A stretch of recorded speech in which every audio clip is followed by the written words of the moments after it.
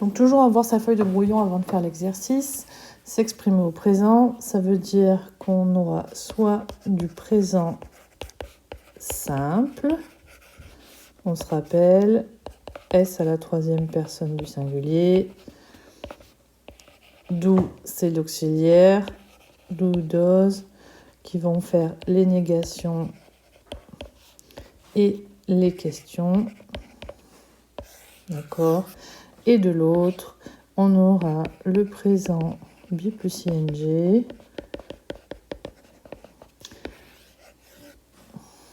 où on aura soit am, is, are, plus notre verbe avec ing. Donc comme ça, on se met ça sur notre brouillon, ça nous permet de nous rappeler. On a ça sous les yeux. Donc, première question QCM. He often during tennis during the weekend, during the week. Doesn't plays, don't play, isn't playing, doesn't play. Alors, on a ici often, hein. Donc c'est l'habitude. Donc ça veut forcément dire présent simple. Donc on peut éliminer déjà la réponse C. Et ensuite, on se rappelle, comme notre sujet c'est he, troisième personne du singulier, ça veut dire que ça ne pourra pas être don't. Donc c'est soit la A, soit la D. Et dans la A, on s'aperçoit qu'ils ont mis donc doesn't, ce qui correspond à la troisième personne du singulier, mais ils ont remis le S à play, et on se rappelle que la marque du temps ou de la personne n'est qu'une fois, n'apparaît qu'une fois, et là sur l'auxiliaire. Sinon ça déséquilibre. Donc forcément, la bonne réponse, c'est la D. Ensuite, question de don't forget your umbrella if you go out, eat a lot in Ireland. N'oublie pas ton parapluie.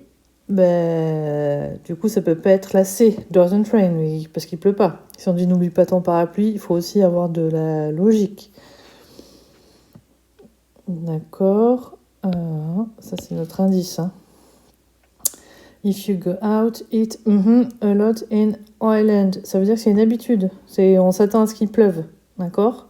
Donc, ça peut pas être avec l'ING. Donc, on élimine la B.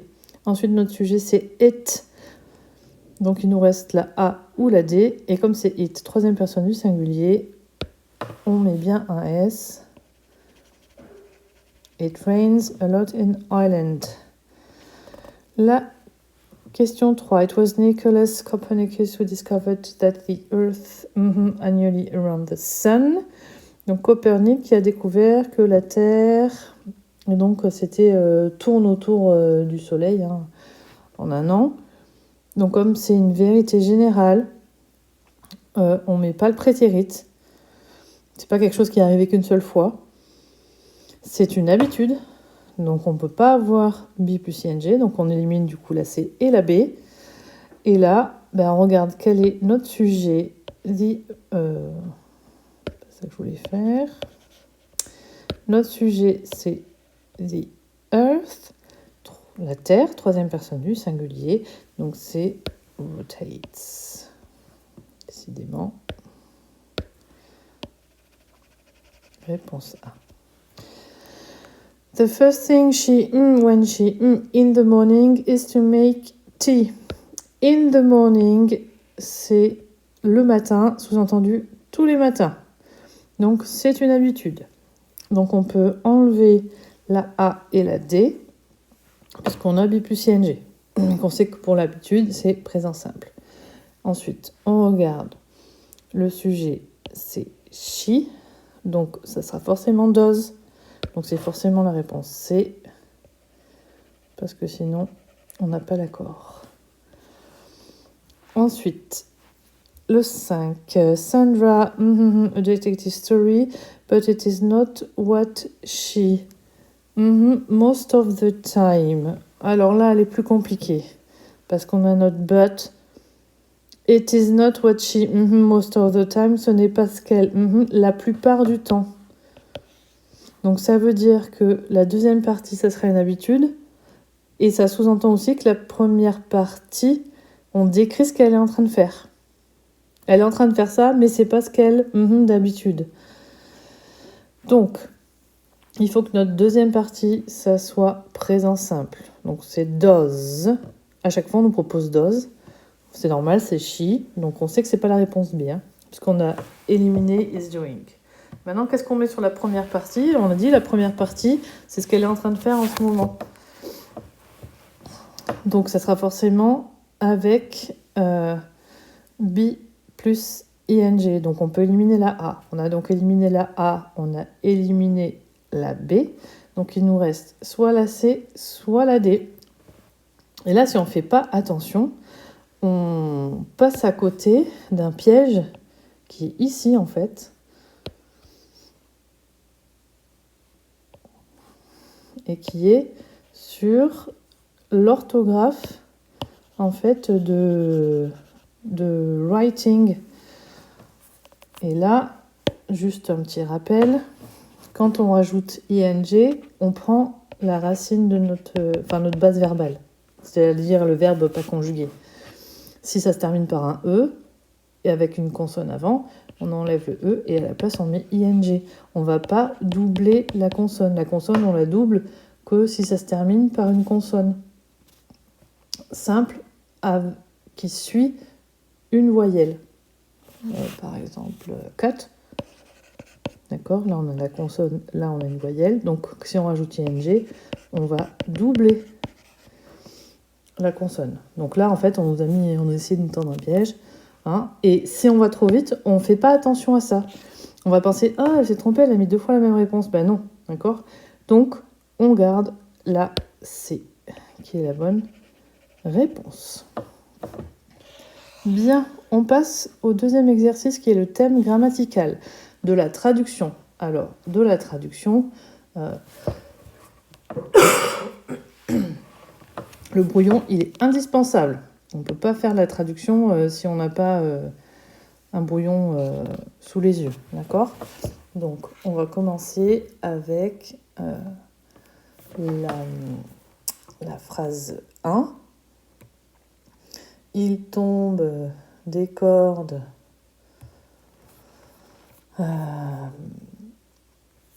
alors, voilà, il faut que je l'ai sous les yeux. Il tombe des cordes, mais il joue quand même au football. Donc, il tombe des cordes, c'est... on décrit ce qui est en train de se passer. Donc, c'est présent B plus ing. Donc, on est dans le thème, c'est la 1. Hop. It is pouring. Voilà. On peut rajouter it's pouring with rain, mais on n'est pas obligé. It's pouring, c'est... Voilà, ça marche déjà. It's raining cats and dogs. Le but, c'est de mettre ing là.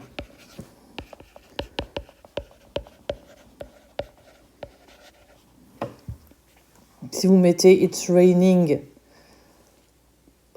c'est mieux que de rien mettre, mais c'est pas il tombe des cordes. Mais il joue quand même. D'accord ? Il y a mais, le mais quand même. Il est traduit en anglais par yet. D'accord ? Yet, il joue quand même au football. C'est aussi, on décrit ce qu'ils font. Malgré la pluie qui est en train de tomber, ils sont en train de jouer au foot. D'accord ? Donc yet, il au pluriel. On connaît bien sûr nos pronoms personnels. They are playing football. Donc vous voyez que le quand même qui est après le verbe, en anglais, il va être avant la proposition. Donc on fait attention à l'ordre des mots. Et donc on peut recopier notre traduction. It is pouring. It is pouring I hate.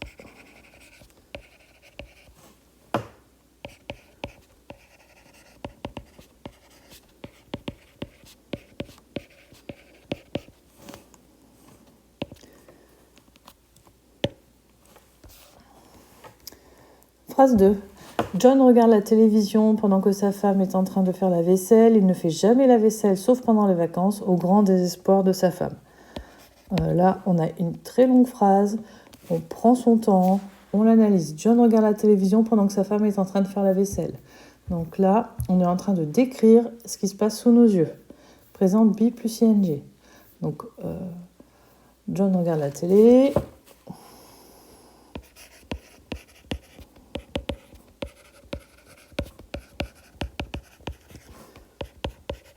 On se rappelle que regarder la télé, c'est to watch TV, on ne met pas de déterminant. Pendant que sa femme, donc pendant que, suivi d'une proposition avec un verbe, sa femme fait la vaisselle, while, d'accord ? Faire attention. During, c'est suivi d'un groupe nominal, c'est pas suivi d'une proposition avec un verbe conjugué. Donc, while his wife.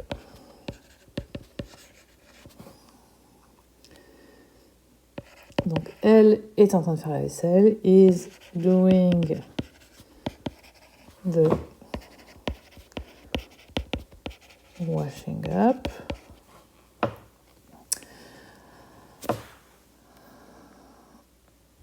Et on met un point, d'accord ? La première partie de la traduction, c'est fait. Ensuite, on a il ne fait jamais la vaisselle, sauf pendant les vacances, au grand désespoir de sa femme. Il ne fait jamais la vaisselle, d'accord ? Donc c'est une habitude qu'il n'a pas. Donc on se rappelle, phrase négative. He doesn't do the washing up. Il ne fait jamais la vaisselle. Et là, on dit, ah mince, jamais. C'est pas, il ne fait pas la vaisselle, c'est il ne fait jamais. Et on se rappelle jamais, c'est never. Et en fait, c'est ça qui va servir de négation. Donc, là, on se reprend, d'accord ? On fait attention à l'ordre des mots. He never. Et donc là, on fait attention, on vérifie. Hein ? Vérifiez toujours vos phrases. Hein. Vous avez le sujet, est-ce que j'ai bien accordé mon auxiliaire ou mon verbe ? D'accord ? C'est à vous de le faire sur votre brouillon. Donc vérifiez ça. He never does the washing up. Il ne fait jamais la vaisselle, sauf pendant les vacances. Except during. Donc là, on met pendant les vacances, c'est pendant suivi d'un groupe nominal. During the holidays.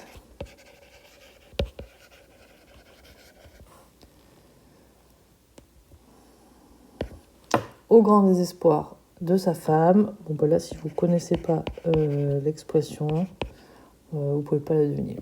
Much to the despair of his wife. De toute façon, ce qui nous intéresse là dans ce type d'exercice, ce sont les groupes verbaux avec leur sujet. Voilà.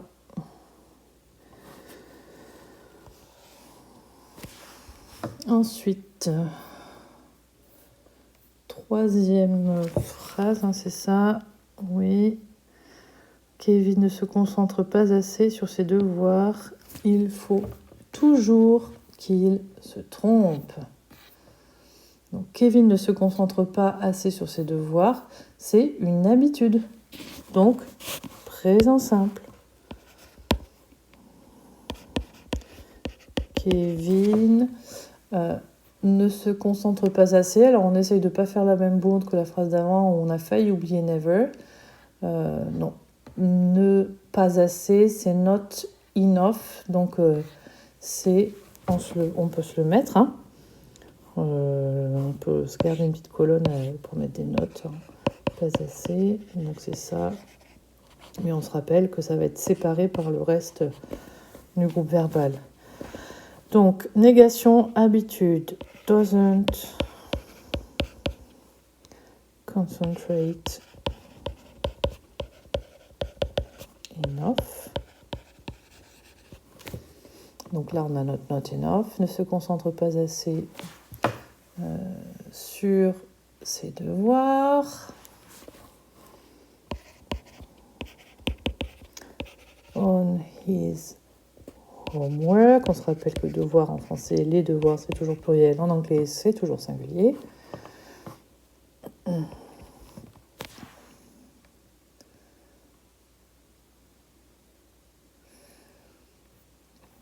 Il faut toujours qu'il se trompe. Donc là, on a toujours. Donc on se dit, c'est une habitude.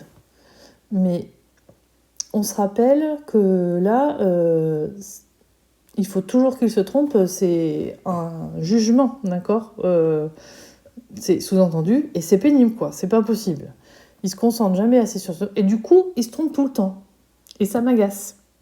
Rappelez-vous, on avait dit que ing, on peut l'utiliser aussi pour montrer son agacement, pour faire un jugement moral, en général négatif. Vous vous rappelez, la classe, elle est toujours en train de bavarder.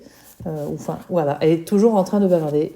This class is always chatting. D'accord ? Donc on a always, c'est une habitude, mais là, on fait un jugement, donc on peut mettre ing. Et bien là, c'est pareil. Il faut toujours qu'il se trompe, sous-entendu, il se trompe tout le temps. Donc on met bien be plus ing avec always. Toujours. He is always. Et se tromper, c'est to make mistake. Making mistakes. Tu fais toujours des erreurs, des erreurs. Donc on ne met pas de déterminant là en anglais. Et donc on recopie la réponse.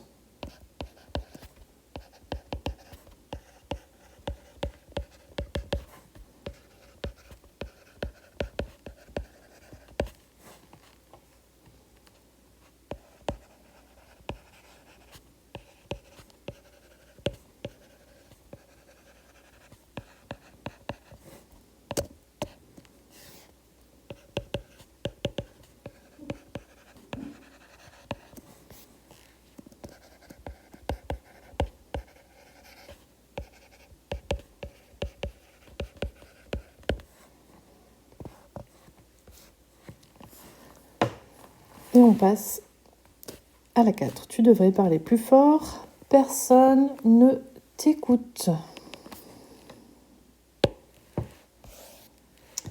Tu devrais parler plus fort. C'est pas tu dois, donc c'est un conseil. Comme c'est un conseil, on utilise should, auxiliaire de modalité. You should speak, parler louder, plus fort. Loud, fort, plus fort, louder. Ou alors speak up, ça marche aussi.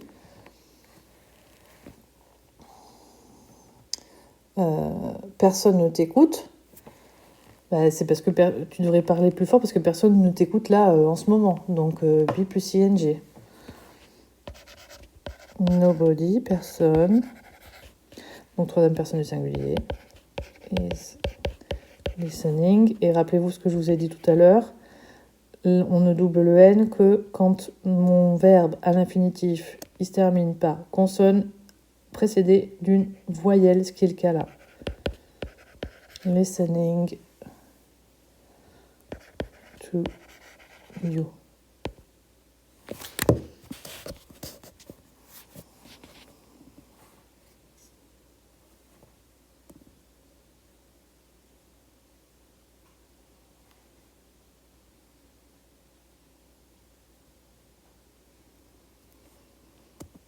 Et on peut recopier.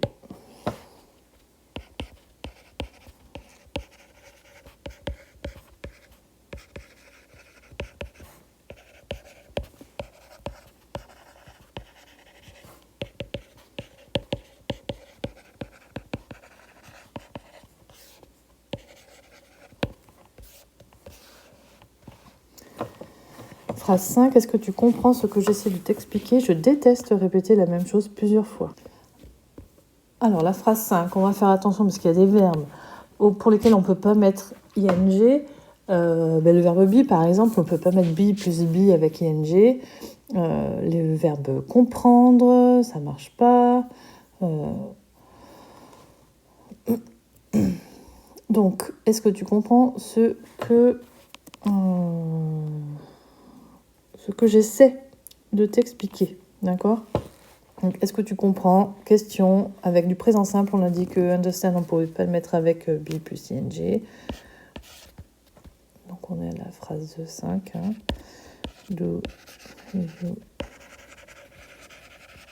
understand ce que j'essaye de t'expliquer? C'est ça. Hein, ce que j'essaie de t'expliquer. Donc, what, j'essaie de t'expliquer, je suis en train de le faire, donc c'est I am trying.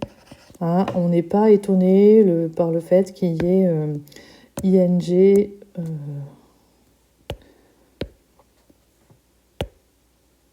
ing là après un y, ça pose pas de souci du tout. What I am trying de t'expliquer. Hein. Try, c'est toujours suivi de tout. Essayer de to explain to you. J'explique à quelqu'un. Hein, on n'oublie pas ça. Je déteste répéter la même chose plusieurs fois. C'est ça. Je déteste répéter la même chose plusieurs fois. Je déteste répéter.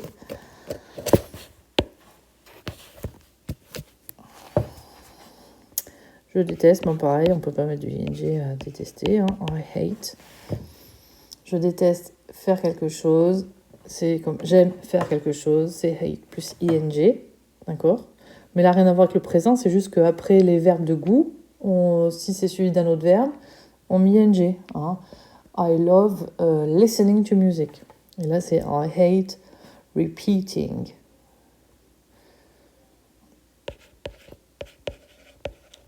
Là, on ne double pas le T parce que c'est suivi de deux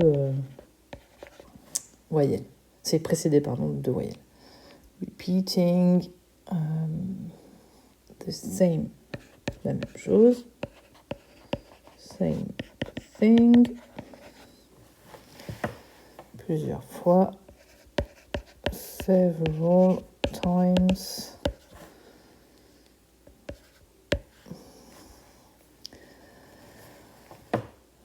Et donc, on peut recopier.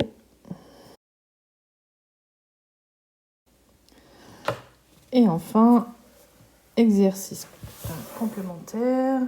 Conjuguer le verbe au présent simple ou au présent be plus ing. Donc là, ça va être un peu moins compliqué.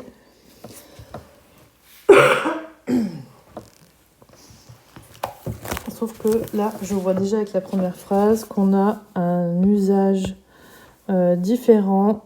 Voilà, this afternoon, cet après-midi, c'est quelque chose que l'on va faire. Donc, on va utiliser présent be plus ing. Be plus ing, il sert aussi à exprimer ce qu'on va faire, d'accord? Donc, c'est comme en français, hein. Je l'appelle cet après-midi. Ça, c'est quand ça va être une action proche. Donc, là, on va juste recopier dessous le groupe verbal.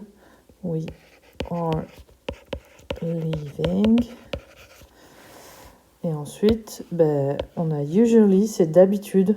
Donc, présent simple, spend, puisque il n'y a pas d'accord avec oui au présent simple. He weighed almost 100 kilos. He got too many cakes and drank too much beer. Donc, il pèse. En fait, là, c'est une vérité générale. Enfin, il pèse, voilà, c'est pas il est en train de peser. Hein. Il n'est pas en train de peser des choses pour faire un gâteau. C'est le poids qu'il fait. Et on explique pourquoi. Et c'est des habitudes. Donc, on fait attention parce que à chaque fois, on a troisième personne du singulier. Donc, on fait bien les accords. Ways, eats, too many cakes and drinks, too much beer.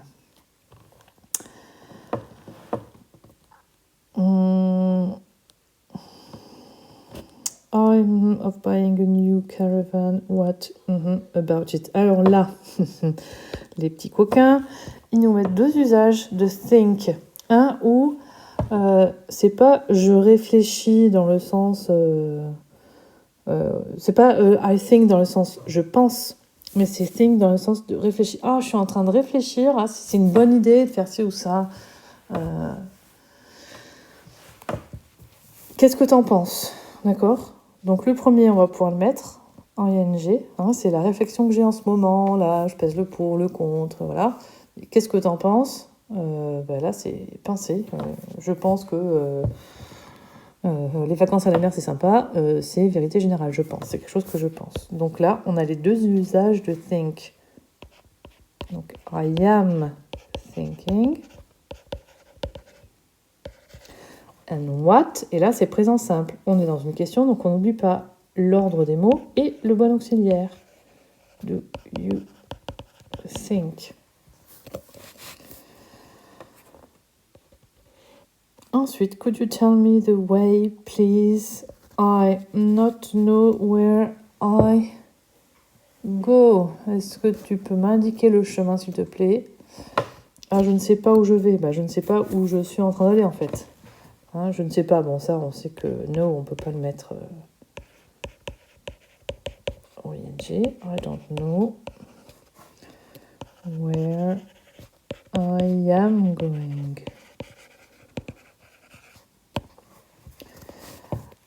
Ensuite, tout de suite, réflexe, on voit, c'est une question. Donc, question, c'est attention, là, vous devez avoir les warnings plein pot. D'autant plus qu'il n'y a pas de mot interrogatif. Donc, ne vous faites pas piéger à écrire là une phrase affirmative, d'accord? That the situation, est-ce que tu te rends compte que la situation devient de plus en plus critique? Donc, devient de plus en plus critique, c'est une idée de c'est en train d'arriver là, d'accord? En ce moment, ça devient de pire en pire, ok? Mais est-ce que tu te rends compte? C'est comme est-ce que tu penses? Qu'est-ce que tu penses? C'est pareil. C'est vérité générale, si vous voulez. Donc là, présent simple, ça veut dire. Do you, attention à l'ordre des mots. Realize that the situation, et là, be plus ing is getting, puisque situation is, et là, rappelez-vous, on double le T, getting more and more critical.